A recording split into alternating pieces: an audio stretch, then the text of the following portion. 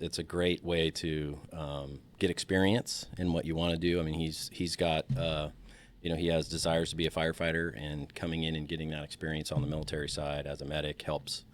And then also utilizing the benefits to go to school. I mean, that's how I went to school. That's actually how my mom went to school.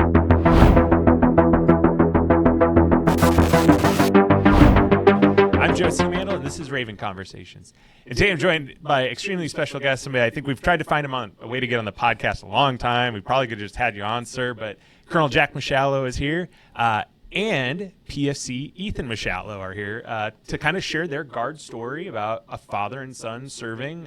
It's nothing new in the Guard. I've probably served with a handful of fathers and sons throughout my time in the Guard, and they're the next line of fathers and sons. So thanks for joining us, sir. No problem. Thanks for Ethan, having thanks us. for you. joining us. So intro and background on yourself. Well, been in the Guard for 26 years. Been in the Army for 38. Came in 1987 into the Army Reserve, actually, and I did about 8 years in the Army Reserve. Then I decided to go on active duty, all enlisted, and that's what got me up here to Fort Lewis.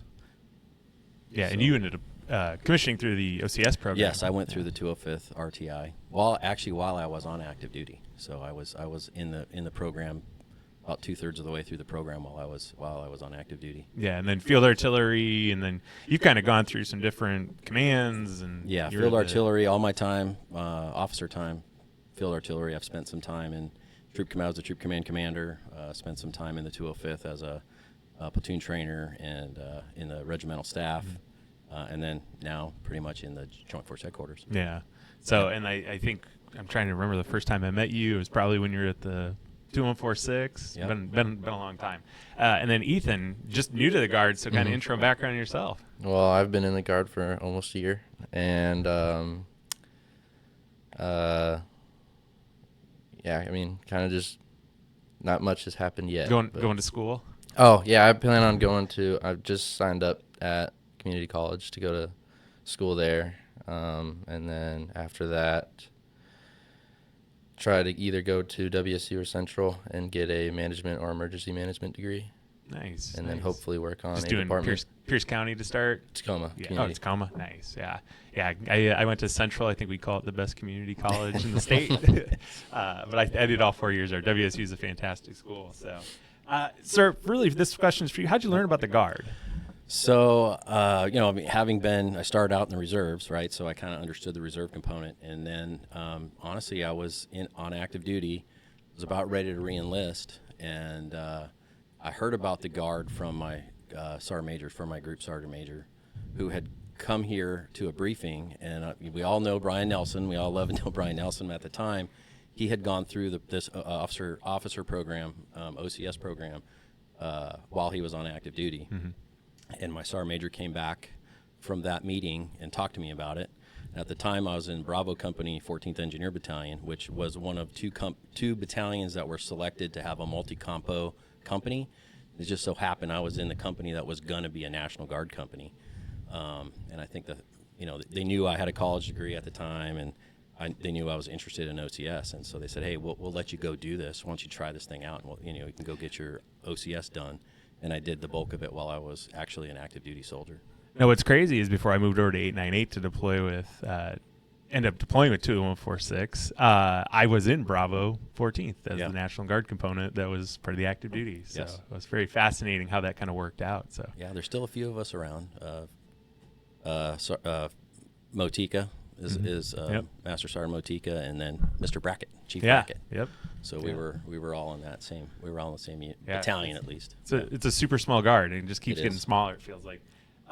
So for both of you, kind of service, we talk about service. We have a line of service here, but your line of service as a family is pretty deep. Do you want to kind of go into that? I know your mom served, dad served. So both my parents were Marines, officers in the Marines. So there was a little consternation when I joined the Army.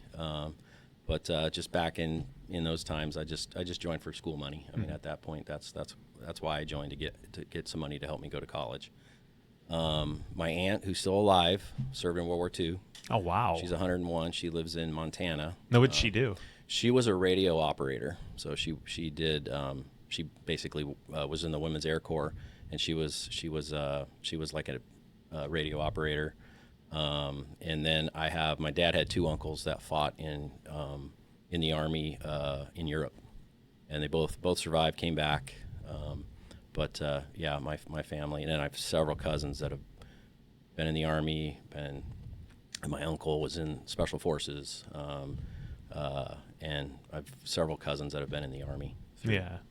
Yeah, that's an impressive line. And then Ethan, I think you become like the fourth or fifth line of Mushallo that has served in the military. How kind of cool is that to say, like, hey, just keeping the family tradition going? I mean, I never really thought I'd keep it going, but kind of. Neither did I.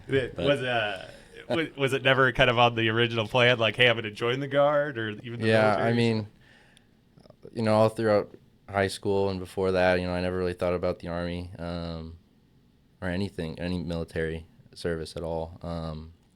And then kind of after high school, I kind of didn't know what I wanted to do, so I kind of used it as like a gap year, kind of figure out what I wanted to do. Yeah, I think it's kind of the same for me, right? I had no military in my family, right? Yeah. So I knew nothing of it. And I didn't even think about the Guard until I walked onto campus at Central. I was like, man, college is really expensive. And that's where I think the idea started to kind of click, like, hey, maybe I do the National Guard or something for 6 years. And I said that 24 years ago. So Yeah. it's pretty crazy to think how time goes. So really, Ethan, this kind of is for you. We talk about medical. You're in the medical profession. You decided to go become a medic in the Guard and not go field artillery. Mm-hmm. Why the medic field versus maybe following Dad to the field artillery? Well, I think mainly I know for sure I wanted to do something, whether like firefighting or EMS is like a civilian job. So, and being a medic, you get your NREMT, so that really helps in that field. And I think, being in the medical field in the Guard helps you a lot more in civilian world, just all over. So, yeah, kind of just more for the civilian side, but using the Guard to help me with the civilian side. Yeah, and the idea is to continue being in the medical profession after college and everything. Absolutely. Nice. Anything specific you want to focus on, or just see where it takes you? Yeah, kind of just see where it takes me. I mean, I know for sure I want to work in a department for sure, at least, for a little bit of my medical career. Yeah. Absolutely. Yeah. So as you're kind of starting your career, what are you kind of looking most forward to while being in the Guard? Just trying to get the most out of it, and as much benefits and anything I can, really. It's kind of hard to say, exactly what I want out of it. It's a little too early to think. Yeah. But yeah, kind of just get the most out of it, anything I can, especially use the school benefits. Absolutely. Yeah. Dad, anything you want him to kind of use to anything that you can kind of give him? I mean, I think he kind of hit the nail on the head. I mean, it's a great way to get experience in what you want to do. I mean, he's got he has desires to be a firefighter, and coming in and getting that experience on the military side as a medic helps. And then also utilizing the benefits to go to school. I mean, that's how I went to school. That's actually how my mom went to school. She went to college on a naval ROTC scholarship. I use those benefits to pay for my way through school. So, yeah. And shout out to your mom. She was a PAO. She was a PAO. Yes, she was. She worked for the Marine Corps Gazette. Yep, absolutely. Yeah. She was a writer. That's very cool. Like, I remember you telling us that, Yeah. and we all get very like, oh, that's really cool. Somebody that did it back in the day. Yeah, so. she did it back in the day. Absolutely. So want to be a firefighter, probably eventually down the road. Any interest in commissioning at some point and going that route, or just once again see where it kind of takes you on that one too? So. To be honest, I don't really know. I mean, I want to feel out, this first contract, and then, after that, kind of see where I'm at. Yeah, there's always been, thought back there, but yeah, I mean, I can't tell you yes or no. Yeah, the nice part is where you start in the Guard is definitely not where you end up in the Guard. It'll take you 1,000 different directions. So, any advice you want to pass on? Not even just to your son, sir, but to I think anybody watching. You got a wealth of advice. Yeah, I think it's you just kind of tell your story, right? And so, my story. I never thought I was kind of like Ethan. I never thought I was going to join the military at all, even coming from a military family, and I was just a kid, just about ready to graduate high school, and I didn't kind of really know. I knew I was going to go to college. I didn't really know anything else like what I was going to do. And kind of the funny story was I grew up in San Diego, so was out at the beach with a friend of mine, and he said, "Hey, I got to make this stop on my way home." And sure enough, we rolled into a recruiting station, and so he was talking to this recruiter because he was kind of looking at joining the reserves or the National Guard. And then a program they had at that time, I don't know if it's still that same way, but if you had 30 college credits after your first semester or your first year, you could go automatically contract and go to MS3. So then you could get your commission like your senior year and whatnot. And so I was just sitting over there on the couch listening to the recruiter talk to my friend about this, who was basically saying he was going to do this. And he's like, "No, I'm going to think about it a little bit more." And I just looked at the guy and I'm like, "I'll do it." And Fascinating. he scratched out my friend's name on the paperwork and he wrote my name on the paperwork. And I went home that day and I told my mom, I joined the Army. And she was not too happy that I didn't follow in her footsteps and my dad's footsteps and join the Marines. But that's how I wound up in the military. I never thought I would be. I was going to join. I never really even thought about it, and it was, it must have been somewhere in the back of my brain, and I just heard the conversation that the recruiter was having with my buddy, and I was like, that sounds like a pretty good. It sounds like a pretty good deal, and I could get money for college, and it was literally that day. I mean, I signed the paperwork that day. Did that friend end up joining ever? No, he did not. So he did not. So we talk about it every once in a while, but it worked out for him. He's got a beautiful house, lives in Fallbrook, and he's been to medical school, or not medical school, but he's a lawyer. Oh, very. So went it to worked law out. school, It worked out. He works for everyone. he works in the medical field now. So but we talk about it all the time. Yeah. Every time I see him.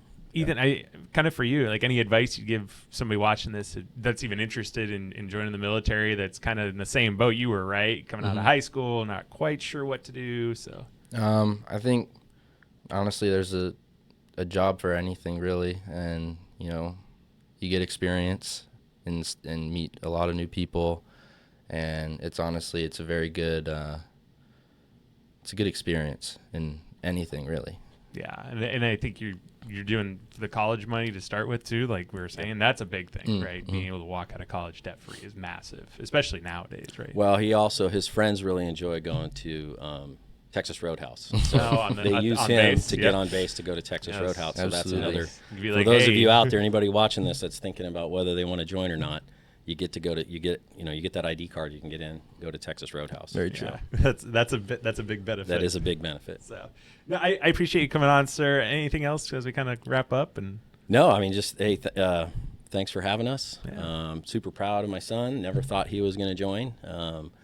I just kind of talked to him a little bit. I didn't really push him, but I'm super proud that he made the decision that he made. And I think it's gonna work out really well for him as he gets through college and moves on with his life. Ethan, anything you can think of as we kind of wrap up? No, that's covered it. Thank Well, welcome to the team. Honestly, Thank I tell your dad, like, I think when we posted the photo of you guys at your graduation, that was one of our biggest posts. It just kept going and going, and so I think the Mushallo name is pretty well known, obviously, in the Washington Guard. It's a pretty positive name. We all really love working with your dad. So it's just one of those things that's like, okay, I'm getting closer to the end. When you have a son that joins, or you have a kid that joins, you're like, oh, my time's siblings is not so much, No. but definitely when once your because kids start fathers and coming sons in, are that's like the first sign, like, hey, it's time for you to think about getting out. Not just yet. Not just yet. So got a few more years left. Yeah, I appreciate you coming on, sir. Yeah, Appreciate no you problem. coming on, Thank you. and we look forward to seeing kind of where you go from here. So welcome. If you like the video, give it a like. If you have any questions, anything you want to ask, throw it in there. We'll definitely pass that along. Subscribe for future videos, and sir, appreciate you coming on. Thanks for having me. Yep.